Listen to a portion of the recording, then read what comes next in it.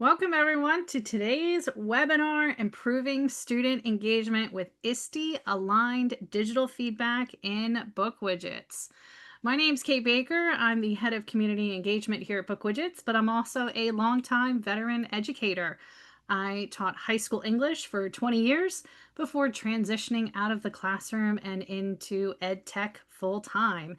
And joining me today, very excited for our special guest, is Erin Dowd from ISTE. Erin, take a minute or so to introduce yourself. Sure. Thanks, Kate. Excited to be here with everybody today. I am the Senior Program Manager of the ISTE Seal, which I will talk to you about throughout the webinar today. Um, I work with ISTE ASCD, which I will also tell you about if you're not familiar with our organization. But like Kate, I started my career in education as a teacher for many years, curriculum coach. I've worked in ed tech as well. I've done consulting work. I've kind of done a little bit of everything. And for our international participants today, I've lived in several different countries around the world, including China, Honduras, India, and Costa Rica most recently. So it's great to be here. Thanks, Kate. That's awesome. All right, so what are we going to take a look at today? We're going to look at how to design and deliver digital feedback that's timely, standards aligned, and personalized to support your students' engagement, their growth, their self regulation, all throughout every step of the learning process. And for our agenda for today, we're going to go over the ISTE standards and what is the ISTE Seal. I've got 4 steps for creating standards aligned feedback loop with BookWidgets. We got some tips and tricks for each step. We'll also talk about that ISTE Seal and how to use it to evaluate your EdTech tools that you're using in your classroom spaces. And then we got some handy links and resources. So for those of you that are new to BookWidgets, BookWidgets is a content creation and student learning evaluation platform. We help you create professional looking and interactive lessons using 40 different widget or activity templates and 36 different question types, 30 of which are auto scored to save you plenty of time and energy with being able to support your students' learning process. We also integrate with major learning management systems and so that you can monitor your student progress live. And our reporting dashboard helps out with reviewing student work and so that you can see the long-term progress of your students so that you spend less time on grading and more time on personalizing your students' feedback. So, Erin, I'm going to kick it over to you and tell us a bit about the ISTE standards and the ISTE seal. Absolutely. So for anybody on the webinar today who hasn't heard of ISTE ASCD, I just want to give you a little bit of background about us before I dive into what those standards are and what the seal is. So ISTE and ASCD were 2 separate organizations a couple years ago. We merged into one, ISTE being the premier EdTech organization and ASCD focusing on education leadership and pedagogy.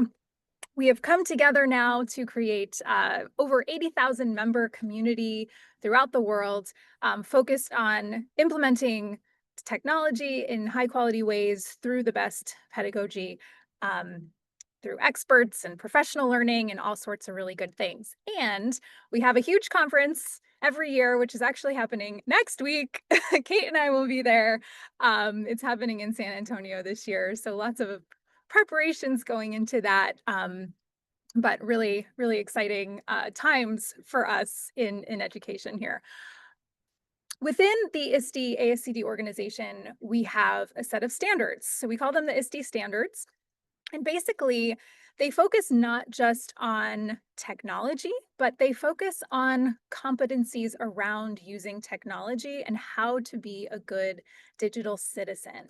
And so we have different roles that we have sets of standards for. So we have standards for students, educators, coaches, and leaders. And the main thing that I think they have in common is that whoever that learner is, whether it's a student or a building leader, that learner is at the center of what they're doing, building the competencies like being able to communicate across stakeholder groups, collaborate, curate resources, using technology effectively, all of those things coming together to create a lifetime of digital citizenship, not just skills like being able to count from 1 to 10, which of course is also very important, but we're looking at the whole lifespan of a learner with technology. The other thing I want to point out that's going to become very important as I share a little bit about the ISTE Seal is that they're written for people. And so when we look at the ISTE standards, we look at what we want to see happening within the individual. So we want students to become empowered learners and setting their own learning goals and taking in feedback and acting on that feedback, right? We also are looking at products. And so the reason why Kate and BookWidgets and I have connected is through the ISTE Seal. And so while the ISTE standards look at what's happening in the classroom with students and teachers and leaders, the ISTE Seal evaluates products. So BookWidgets is one of our seal holders. We're very excited that they have gone through the whole process to show that they are a high quality product. And we'll talk about some of those elements throughout the webinar. The ISTE Seal incorporates the ISTE standards, but it really focuses on what a product does to be supporting those standards, to support those competencies. So we look at particularly usability. So we take the through the lens of if a product is not easy to use, if you cannot navigate it easily, if you cannot find what you need, if the content isn't well put together, then you're not going to use it. It's not going to be good for kids, and it may as well just go away completely, right? And so we look at those areas of usability. We also encourage products as they're designing their products to use our what we call indicators as a roadmap because it was specifically written for products. And we're going to dive in a little bit about what that means. But when you see this seal, this icon that you can see on the screen here, um, you know that the product has been through a very extensive evaluation process. It's been vetted by our reviewers. We've dug through the product pretty extensively. We've, you know, looked into all the corners and we see that it is a high quality um, product. You can also see there's a website here if you're interested in learning about the other products that have earned the seal, ISTE.org/seal, and you can find out a little bit more about what we do as well. With so many tools out there, so many different products, it can definitely feel overwhelming as an educator, like to pick like what's the best tool to fit the needs for my students, or as a school leader, thinking about like how can we work collectively smarter, not harder. So having this type of distinction, I think really helps educators start not from, square zero and fact finding, but like able to like look at this framework and to say, oh, okay, these are the things we want to accomplish with our students. Yes, these are the skills, the standards. Ah, nice to see that there's some products out there that you're pointing everybody in a direction to say, okay, here we've done the investigative legwork. Now go try it out, which I think is really powerful. Absolutely. So, when we think about like using book widgets and how this aligns to specifically the ISTE Seal or ISTE standards for educators, um, when I think about, when I'm using book widgets, what standards does this tap into?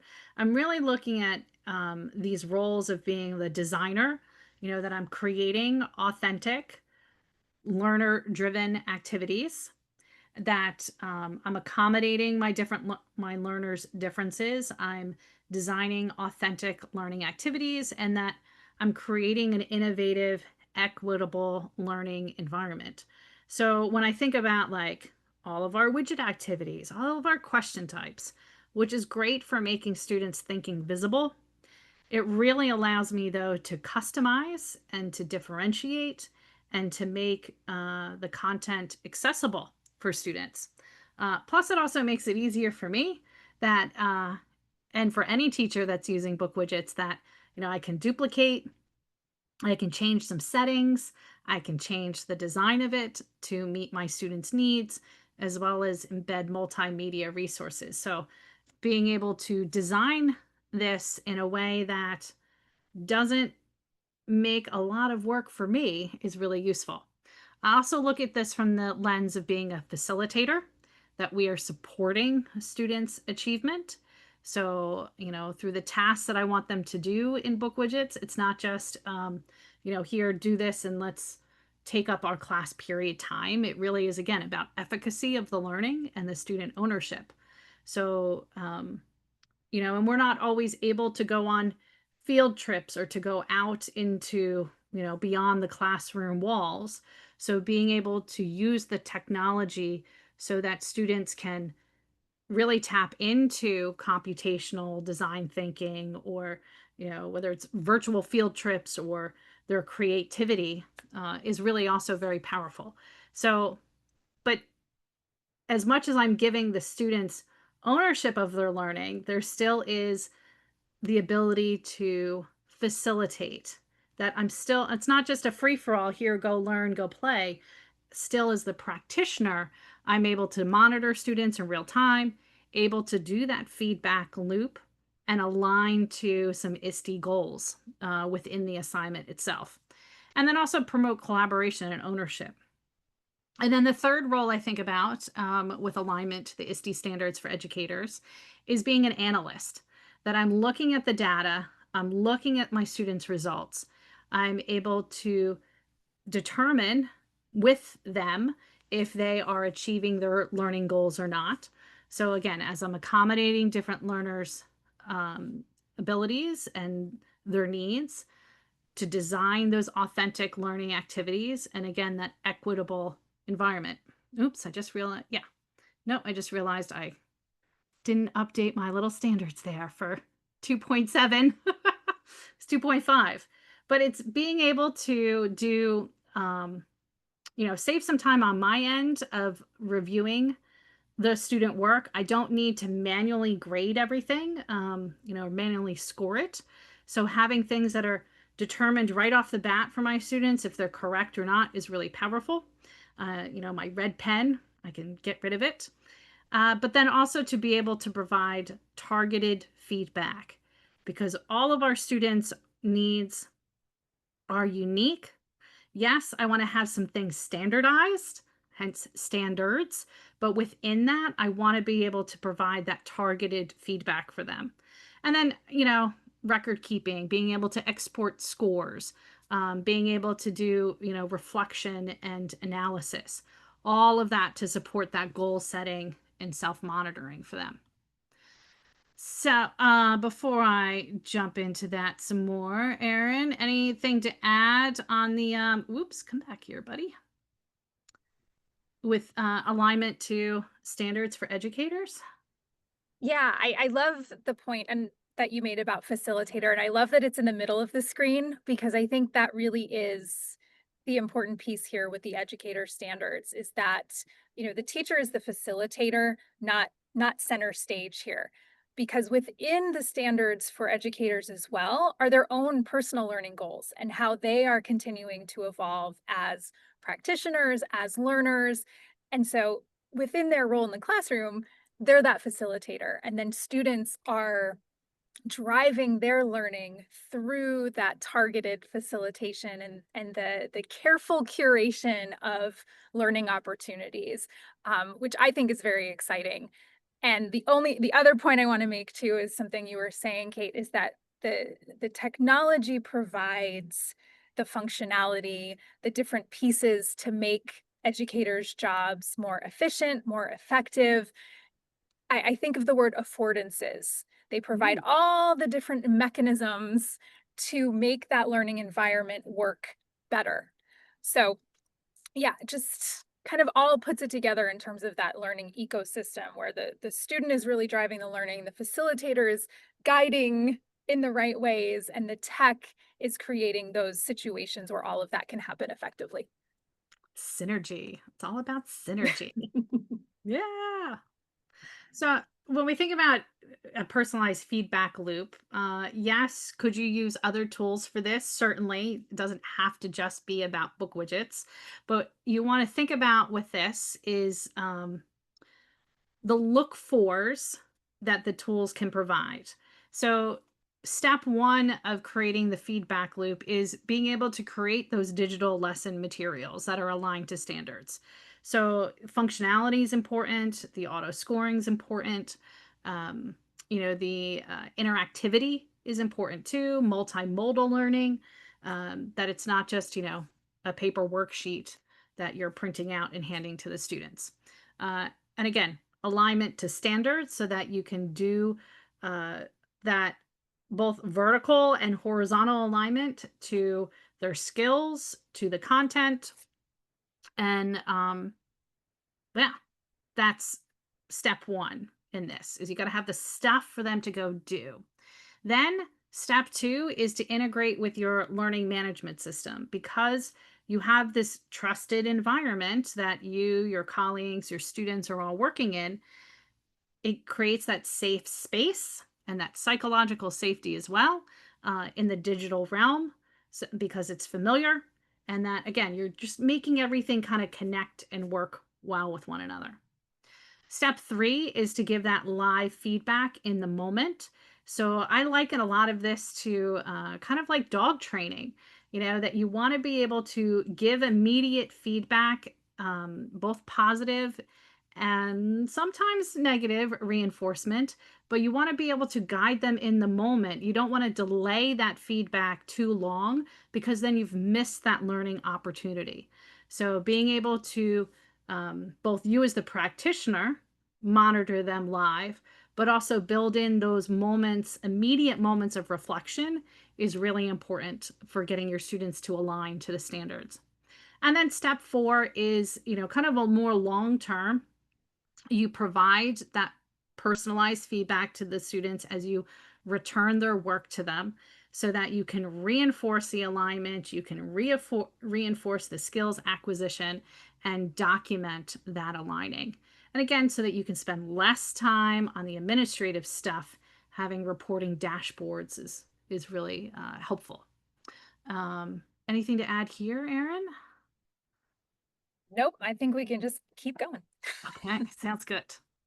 So let's dig into each one of these because I got plenty of examples to show you. So for step one, creating digital lesson materials.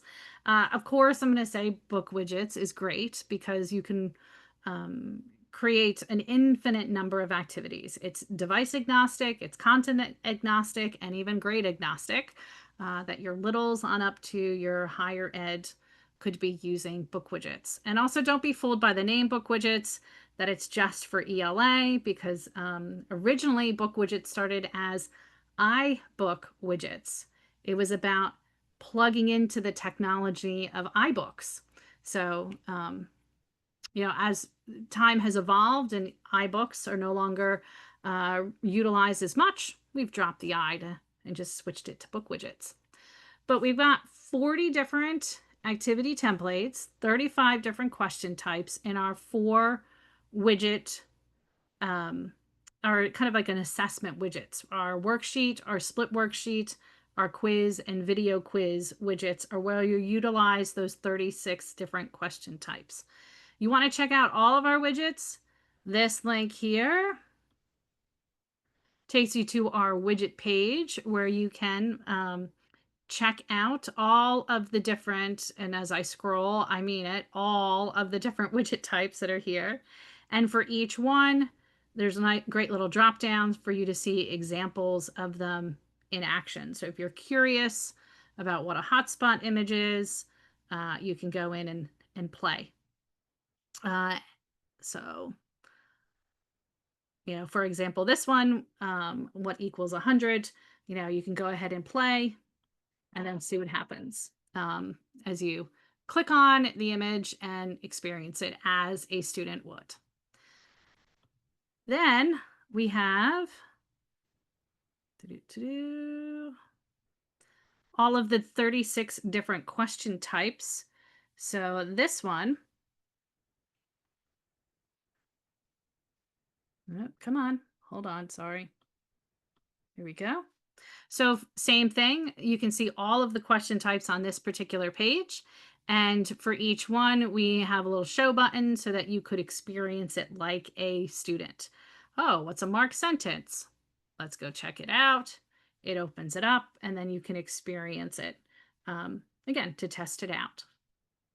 And if you like it, there's even this lovely little button that says make a copy in my account so that you don't have to recreate the wheel. You can have that copy within. So that's a little preview of all the functionality. Let me show you some specific examples. So for this one, we're aligning to the ISTE standard for students, Empowered Learner. And this is just a reading comprehension activity. It's using the split worksheet. So we have a PDF text on one side that students will scroll through, and then we have our questions on the other. And you can also see I've got some other standards that are identified in here, the RL 6.1. So I'm aligning to Common Core standards as well. So when you're working with standards, you don't have to just work with one. You could integrate with your content area standards as well. So you can see some of the different question types we have in this, the picture, multiple choice. We have some drag and drop questions and a short answer text. And then it'll say show answers. So you can set this up so that it is auto graded and your students will receive the feedback right away. So there's that button again up in the top corner to be able to make a copy in my account. And when we're building in that opportunity for reflection, like show answers, and we think about like empowering our learners, the reflection piece is so important for student ownership. That moment of students asking themselves why they are doing this, why, or what went well or what went wrong, is very powerful for that ownership piece. So having students not have to wait and rely on you to tell them what are the right answers or not, um, helps to support that empowered learner. We also have, here's another example, again, thinking about being multimodal. So for this one, this is about poetry, and we're looking at empowered learner and creative communicator standards. So this was made with a worksheet widget, and when you all will get the slides after the webinar, in addition to the recording. So again, you'll be able to play with all of these because they will be clickable.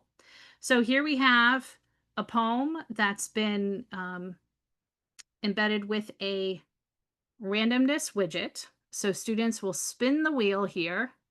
They'll get a short poem to read and then an adjective, a style with how they should read it. For your learners who are reluctant speakers or who may be terrified of speaking in public, this can be a great activity for them because they don't have to get up in front of the class. You can have a little recording space in your classroom. They could do it at home and they could recite the poem and record their voice using the audio question type.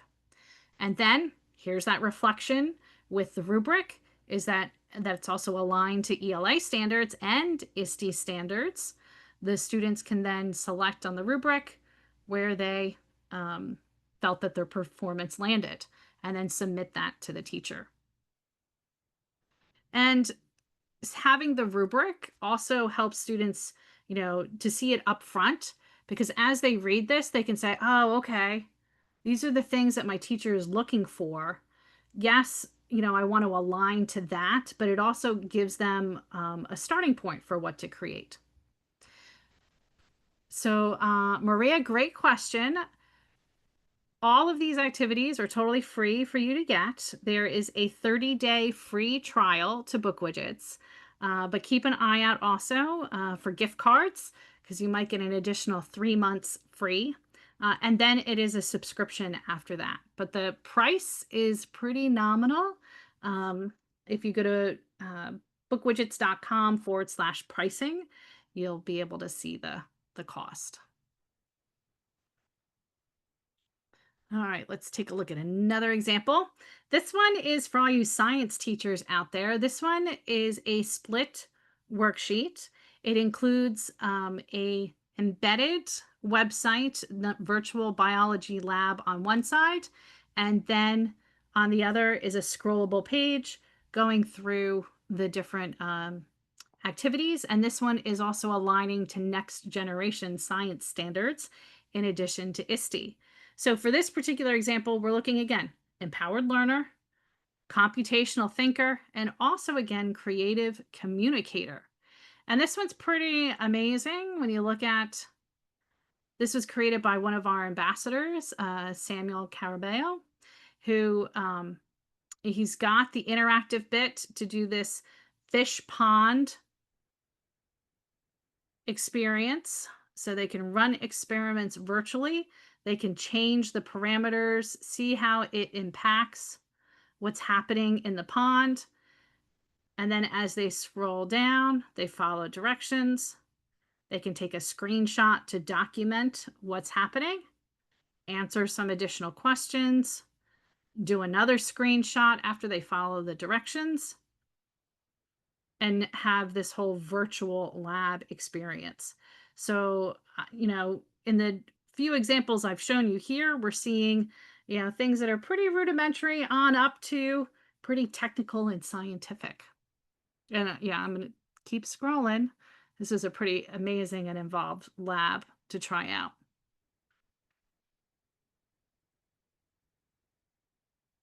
And then another example to share with you. This one was created with the WebQuest widget. So the WebQuest, in this case, I'm curated a number of different activities together, and I've embedded widgets inside of the WebQuest widget. And this particular one is pretty involved.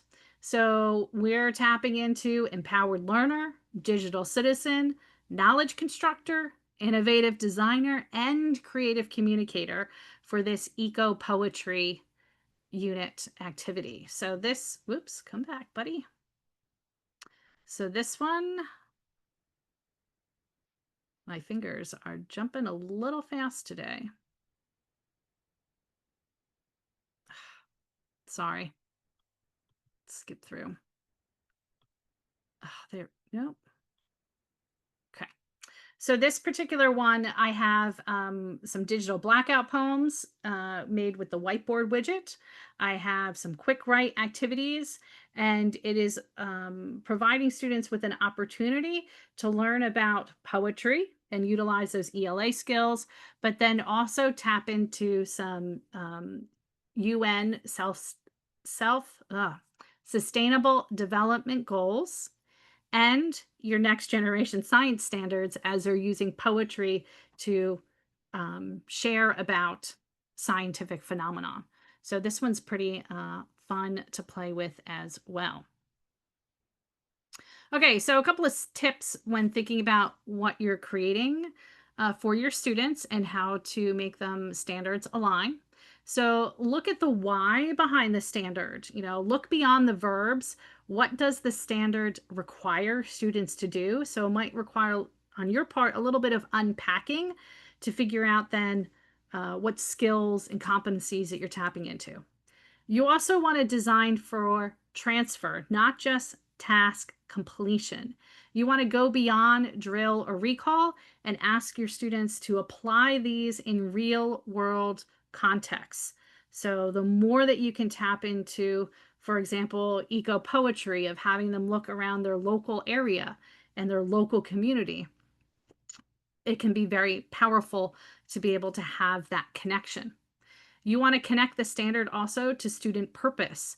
And instead of just posting your I can do this or students will be able to objectives, you really want to drill into having students look at how this will show up in their own lives. Match the format to the thinking skill, so making sure students will demonstrate what the standard is asking of them, and then plan for flexible pathways to mastery. Additional scaffolding, supports, extensions, reflective questions. You want to honor the learner differences without necessarily changing the learning goal. So that was a lot I shared there, Erin. I love it. I love it all. Um, and I particularly love these activities. One, because they cross so many different subject areas, and one of my biggest pet peeves when I was teaching was that like everything had to be segmented, right? Like you have your math time, you have your reading time. Life doesn't work like that, right? And so the more you can integrate different subject areas and get students to think about things in different ways, the more they're going to be able to make those connections and really be able to do that learning transfer that you mentioned. And I am such a fan of blackout poetry. If you've Oh, never tried blackout poetry, like you have to do it like any age. It is so much fun. Um, and also the piece about the embedded rubrics, like giving students the criteria ahead of time, helping them understand where their target is so they can work toward that target. Those are all really key components and things that we evaluate as well with the ISTE Seal. Um, and so jumping back into that a little bit so we can see kind of the difference between the standards and what we look at in terms of products. And BookWidgets does a really good job of putting all these pieces together so that educators can really make the connection into the classroom and have the impact really be seen with students. And so we look at this in two ways. But before I jump into that, our whole ISTE Seal framework focuses on 6 different areas. And so we look at general usability. So that's our user interface and agency. So like, are the buttons in the right places? Can you log in easily? Like, what does that initial experience look like? Super important, right? I remember times when I was in the classroom, you couldn't log into something. It's frustrating. It takes a half hour and then your class period is over. So we want to avoid that at all costs, right? Then we get into learning design, which is one of the great elements that I saw just now with the learning design of BookWidgets is that you have that dual panel. So you have the content on the left, you have the activity or the assessment on the right. Students see everything in one place. They have all of the pieces of the puzzle to be able to either complete the assessment or do the learning or have that interactive activity. It's all in one place, and that's really important, what we look for as well. Digital pedagogy, this is where we connect the standards to products specifically. So what are those specific areas within a product that really help students make those connections and have that impactful learning? Inclusivity, we look at a couple things like accessibility. So do we have equitable learning experiences, diverse representation, empathy, those things. And then assessment and data, we look at, which we'll get into a little bit more specifically, what types of assessments are happening, the feedback that occurs as a result of them, and then how is that data displayed. And then, of course, the ISTE standards. So I really wanted to focus quickly on the differences between what we look at with products in digital pedagogy and then what the standards are saying. And Kate kind of went into a little bit of what those standards were about: empowered learner, knowledge constructor, creative communicator. Those are all standards. And you'll notice that they're all actions, right? Like it's not, oh, these are the things you're going to do. It's that you are the person who is going to take that action. You are the empowered learner, the creative communicator, the global collaborator. It really puts the student in that standard to take action toward those competencies, which is something I really love about them. So when we flip it on the product side of things, in our little blue box here, the product is designed to support the development of digital age learning skills, capacities, and knowledge. So the product is helping to develop those standards, right? Those ISTE standards. And the focus that we look at is on how technology can help students and teachers experience the best possible learning experiences, including social and learning affordances. So there's that word again, affordances, right? So what functionality, what opportunities does a product provide that enables a teacher or a student to facilitate or experience high quality learning? And so we saw that very clearly with the simulation with the fish. I love that. There's so many pieces. There's so much learning that can happen in that moment, right? There's all the technology pieces that work together, right? The students are taking screenshots, they're interacting with a simulation, they're doing all kinds of tech stuff, but they're also learning science at the same time. And so there's a lot going on in just that one activity. And so that brings us to what the learner is doing, right? And so when we look at the ISTE standards in that second blue box, learners are taking an active role in their learning goals. They're positively contributing to digital communities. They're critically curating resources and making meaningful artifacts, right? So they're not just doing activities for the sake of doing activities. They're really doing things that are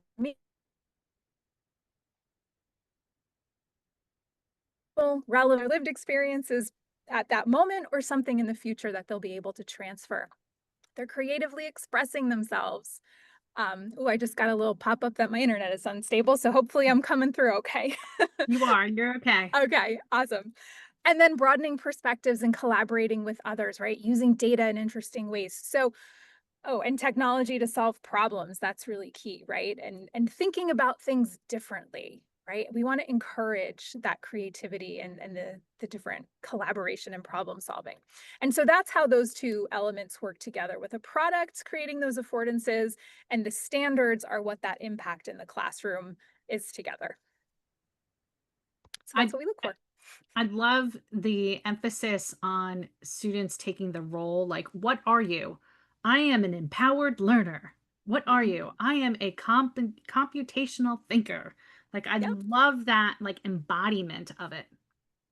Very powerful. Instead of just, you know, I would in the classroom write my objective up on the board and put my ELA standard RL 2.1.7. Like, what does that really mean to the students? This really does make Mhm. that connection clear when they're taking on that role. So, Yeah. And I would argue too, that whole list of our student standards there, I mean, those are things I'm working on yeah, still all the time. Like it's not just something that ends when you graduate from high school or when you end 5th grade or something like that. These are things that we're working on our whole lives, which is another element of why I think they're so relevant and important. yeah. All right. So moving right along, our step two looks at integration with the learning management system so that you can track and monitor and give that standards alignment.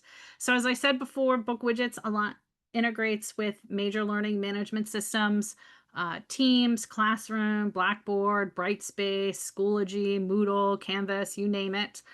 So again, you have that trusted learning environment for both you and your students. Some tips and tricks for this one: using concise naming conventions and standards tags will help you in your, kind of management of this and being like that bird's eye view overseeing the standards alignment. And that you're including those standards codes in your assignment titles or tags. So again, like so that students understand, like, okay, you're an empowered learner. Yes, use those phrases in there. Okay, computational thinkers, we're going to solve some problems. Incorporate the names of those standards, not just, the coding. The coding is really for us. So we have that shorthand behind the scene to make our record keeping a little bit easier. But we want to be really emphatic with students and having that alignment is clear. Embed those rubrics and objectives into the LMS assignment and your widget activity. So again, you have those expectations have been um, made clear to them ahead of time uh, so that they know what they need to be doing. When you are, using concise naming conventions and standard tags, then you can do a little bit of filtering in your gradebook if it's available by standards, so that you can spot those trends. You can provide that targeted support and communicate progress during parent teacher caregiver conferences. And then organizing your assignments by learning goals can be really also powerful as well. I know, I always structured things by content, my Odyssey unit, my Shakespeare unit.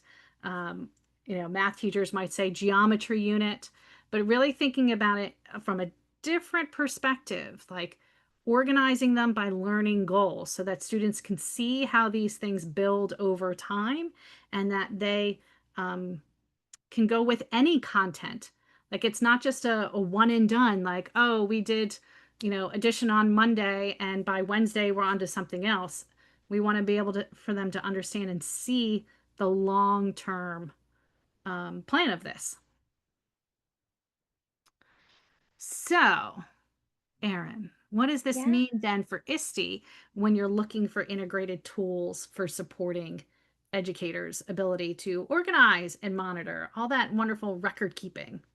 Yeah, I'll be quick on this one, because it's one of those things like we notice it when it's not working well, but when it's working well, it just should fade into the background. And that's what I like to think about when it comes to usability and interoperability. Like everything is talking to each other the way it's supposed to be talking to each other. It's a seamless transition between, your book widgets learning experience and how the data is flowing into your learning management system.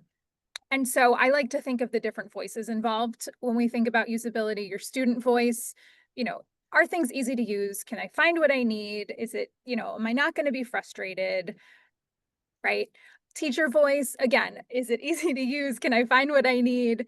Are things only a click or two away, right? You don't have to go like 10 levels deep to find what you're looking for, right? It just all has to be there. There's some really complex tech out there, and I get it because it can do a lot, but not everything needs to do everything, right? So having things just a click or two away makes all the difference.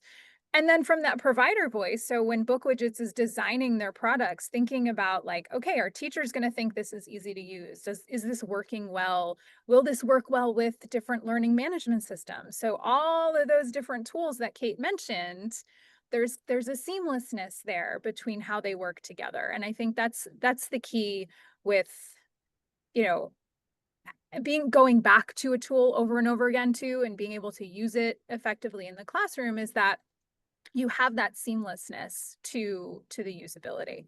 So just wanted to put a little plug in there for Yeah, for plug that. and play. That's what we want to be able to do is just plug Right. and play.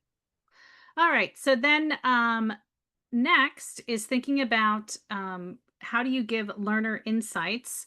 Uh, how can you get live insights with live feedback? So if you want to play along, we're going to go to training.bookwidgets.com/Kate/demo. And I'm going to ask that you complete the parts of the house activity. So I'll grab this so that you can see it. I'm going to sign out. So this is what you will see. I'll just drop this link in the chat if you want to play along. Okay. So I'm going to type my name in and hit start. And then we're going to go do the parts of the house right here. So this is a worksheet activity.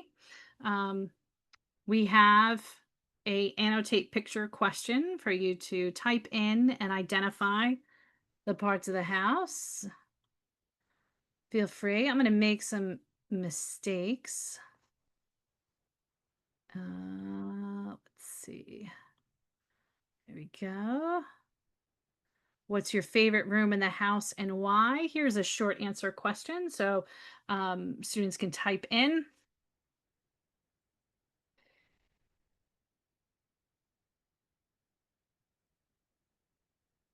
All right. And while that's going on, I'm also going to pull over the teacher view so you get an idea of what the student view looks like.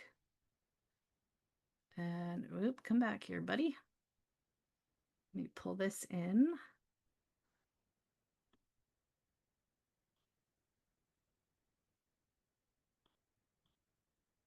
Give me 1 second. Aaron, I hope you're playing along.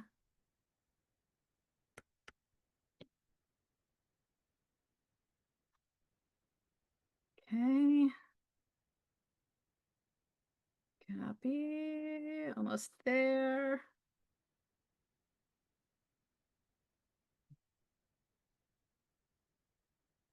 All right. So now I'm going to split my screen so you can see we have student side on one side. Ooh, come on, buddy. There we go. And we're going to have teacher side on the other.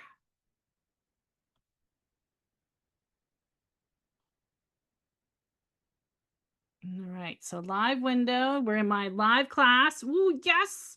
I see activity less than a minute ago.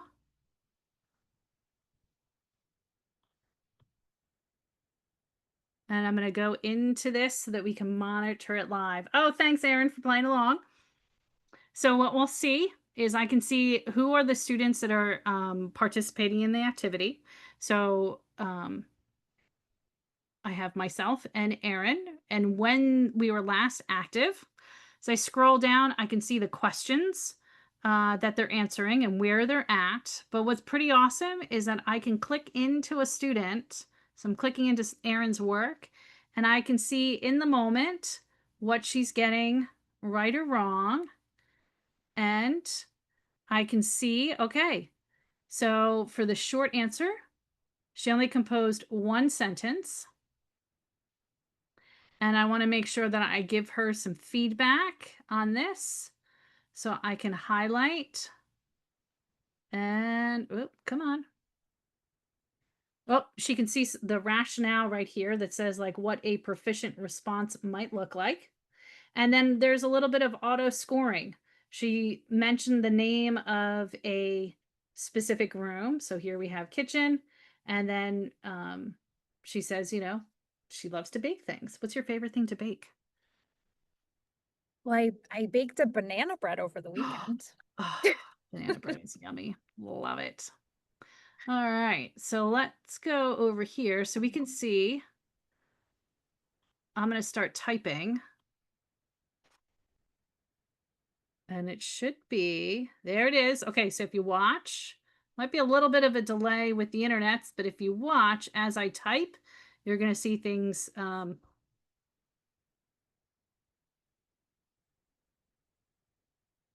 appear live, and I can watch again, not that I want to be rooted to my computer screen. I want to be up moving about my classroom and monitoring my students, but at least this gives me a quick view. I can check in with everybody, see how they're doing, and if they're need any help, I can get up and go, walk over. Or if I'm on an iPad and I have my iPad with me that I'm monitoring my students, and then can again walk around the room and monitor their progress.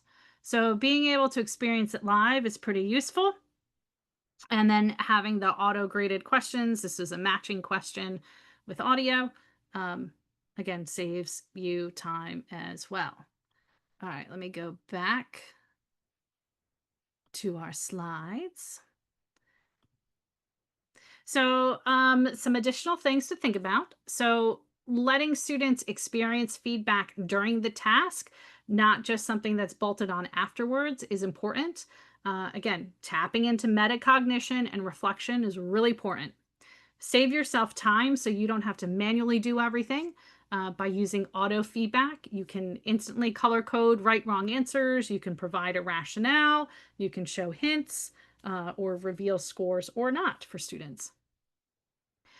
Definitely include standards aligned rationales so that students understand why an answer is right or wrong, and that it will deepen their understanding of the standard. So helping them to explain what skills you're tapping into with the standard is powerful. And also what role.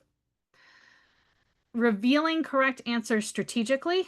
I know from many times of doing manual grading, of marking up my students' papers, handing it back to them, having them just flip to find the score and not even looking at the rest of the feedback.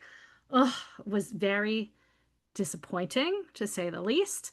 So, maybe wait to reveal the score and have them see the feedback first. And just again, being strategic with this so that, students aren't missing and rushing through the feedback that you're giving them. Because it is important and they need to have that understanding that, again, this isn't something that's bolted on after they've completed the task, but that the learning is still going through reflection and metacognition. The learning cycle is still spinning. And then using live monitoring to adjust your instruction.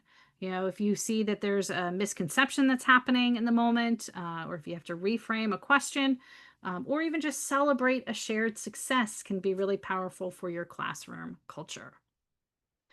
So, importance about formative feedback as that design principle, Erin, and how we can use that formative data. Yeah, I love what you said about having feedback as part of the process and in the moment, right? Because we learn sometimes not from the task itself, but from the feedback that we're given that we can then act on. And so, when I think about feedback and when we think about feedback in terms of the seal, there's a couple things involved, right? And you have to think of the before the feedback too, right? And that's in the learning design. And we've talked about, constructing high quality prompts and different activities. And so that's something we call recall and reinforcement, is having the right points in the lesson for students to kind of check in. How are they doing? And then they can receive that feedback, whether it's auto scored or whether the teacher is providing that feedback that they can then act on as they're in the lesson, right? Because I think so often, especially when we're not using technology, you collect all the papers and then you grade them, or you're collecting all of the digital work and you're grading it later. And so there's a missed opportunity there, right? Because in the moment is when the learning is happening.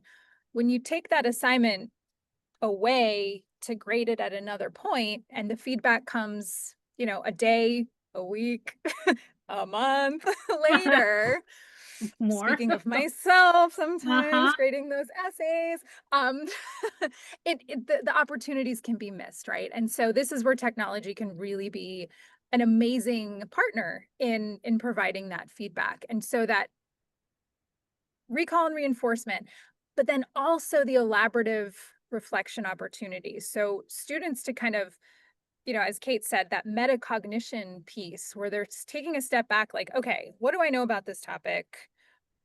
Where am I with it? What questions do I have? Being able to reflect and make connections in that way and getting feedback on their learning process is really important as well.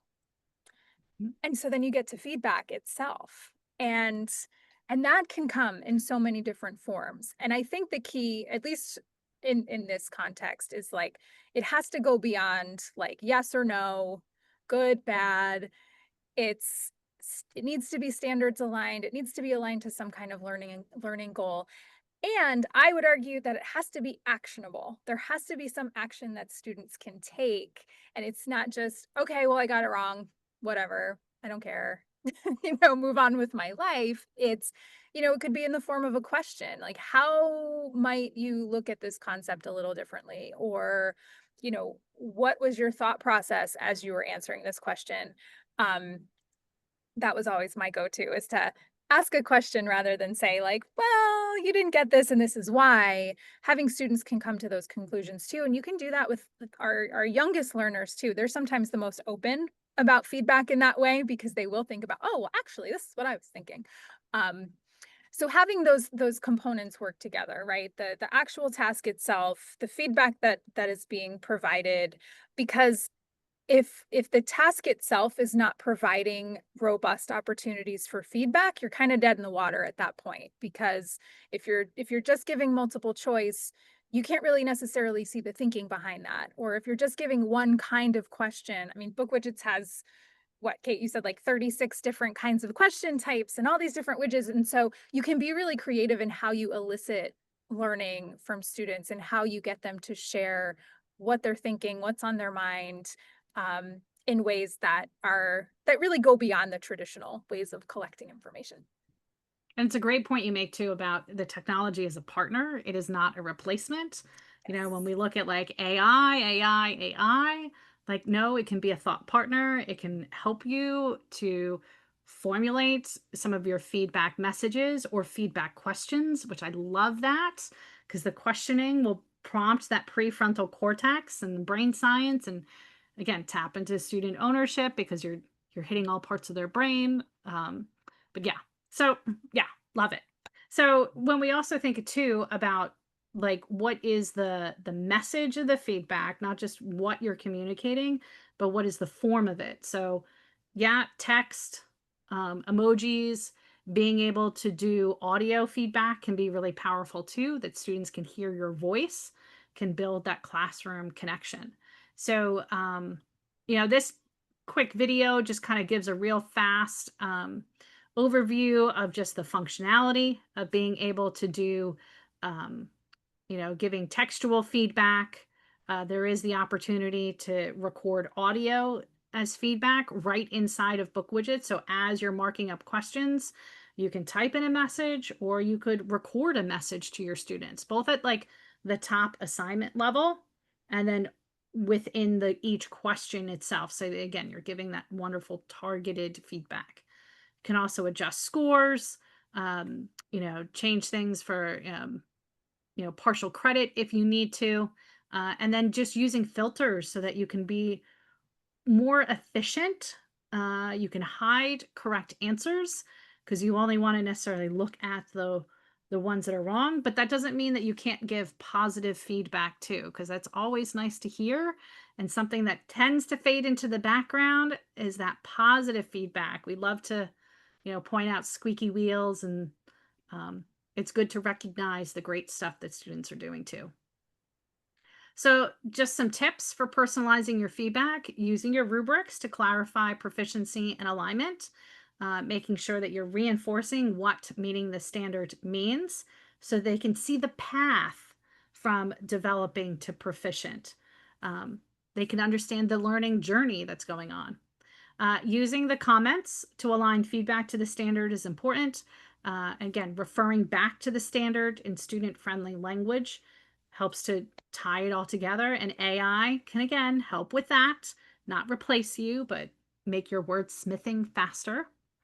You can also reinforce growth mindset in your feedback. So frame the comments around what's next, not just what's missing, or as Erin mentioned, asking a question. I love it. And then inviting that student reflection and action planning, that they respond with an action plan for the revision of their work. And it should be more than just, okay, do it over because you got it wrong. It should have to tap into the process of learning, and to, maybe look at what was on the roadway there for them that led them to a wrong answer, like what was going on behind the scenes. And then just either you close or continue the feedback loop by returning the work to your students, again, in a timely fashion and using technology.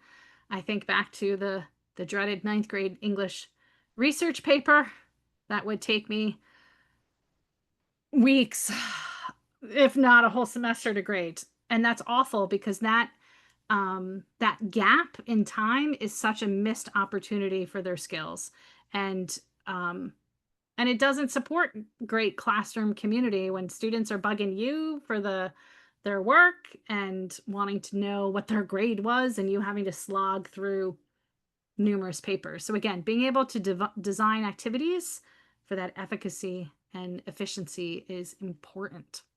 And then being able to allow them to engage in this process of learning, that they're not perfect the first time, that they can build on their skills. Maybe they need to submit a second or third time, but you have those mechanisms in place so that, again, it's the student who's owning the learning. And then, as we've talked about for this whole session, just putting all the pieces together will help with that feedback loop of that widget and question templates. And even if you're using other tech tools, look at how you can align those tools to the standards and also to your workflows, um, and your SIS, student information system, or learning management system integration, so that you can do that real-time monitoring and have the reporting dashboard. So I think we've talked a lot about what efficient feedback looks like. Mhm. We Um, have. you I know, think there's just one thing I really just want to emphasize from what you're saying. I love all of those tips that you've been providing. I feel like each one of those tip sheets could be its own workshop in and of itself. They're fantastic. Um, but just thinking about feedback as growth, right? Like it's really a cycle, it's growth, it's more than a score. And I love the idea of creating that action plan and allowing students to continue to resubmit their work as they're making adjustments, as they're learning more. It's competency based. It's something we model too with the seal. As companies submit to us, we, if they don't hit all of the requirements the first time, we give them really structured and actionable feedback, and then they have an opportunity to resubmit. And I think that's an important thing in life, right? Like you don't always get it the first time. There's an opportunity for learning and growth based on that really targeted and structured feedback. Yeah. Okay, so teacher ready evaluation tool. Yes. So if you're interested in diving a little more deeply into some of the areas that we've talked about, the Teacher Ready Evaluation tool is basically the same as the ISTE Seal, but this is a teacher facing tool that you can use. It's totally free. It's you can access it through our ISTE website or at the link on the screen. And you can see all the different areas that we evaluate. And you can also use it as a way to help you evaluate tech tools if you want to bring them into your schools or your different contexts. Highly recommend to take a look. There are lots of different indicators and information that you can use. Awesome. And I also want to point out the EdTech Index. Mhm. Go ahead, Aaron. Yes. Yeah, so the EdTech Index is basically a big database of different EdTech tools from all over the world. We have a couple thousand tools in there right now. BookWidgets is one of them. But the really cool thing, well, there's many cool things, but on the right side, you can see there's a box called validations. And this is where you can find out what kinds of validations different companies have earned. And so, like I said earlier, BookWidgets has earned the ISTE Seal. If they've earned other seals or validations, you'll be able to see that within that little box. You can click into those different areas to see what they are. The seal actually covers 3 out of those 5 different areas, including evidence-based, inclusive, and usable. So I highly recommend if you use a tool and you want to know maybe is this tool validated in some way, you can go onto the index, also free. You can compare tools and then find out more about them. Awesome sauce. All right. So if some additional handy links and resources, if you ever have a question about book widgets, you can always reach us at support@bookwidgets.com. We have plenty of webinars that run throughout the year, so check out our Teacher Academy. And we have plenty of tutorials, knowledge-based articles to also help you with the how-tos of using the platform. But one of my favorite places to go is to the Book Widgets blog. The Book Widgets blog has so many different articles. We're all written by staff, and we're all former teachers or veteran teachers in and out of the classroom in various capacities. So we have lots of articles here on various subject areas and activity type, as well as a great preview for ISTE 2025. So the blog is a great place to go. And the other place to go is the Book Widgets group, blog group, because every single widget that we create for any of those blog posts is featured in this blog group for you to go find and use. So this has, as I scroll down, you can go, whoa, there's so much stuff in here. But I'll just filter by, let's say, eco poetry. I mentioned that before. And here you can find folder of all like the different activities and where you can go check out lots and lots of stuff that we've made. And if there's anything you're like, oh, I really want to play with digital fridge poetry, oh, you could preview it, but then also you could duplicate it and use it, customize it with your students. So lots of things in there. You will definitely be Alice down the rabbit hole with the blog and the blog group. So I'm so glad our roads have crossed. I'm going to pause the recording and get out that survey link and allow you all to come on screen or unmute your mics to ask your questions. So thank you again for joining us today for this webinar.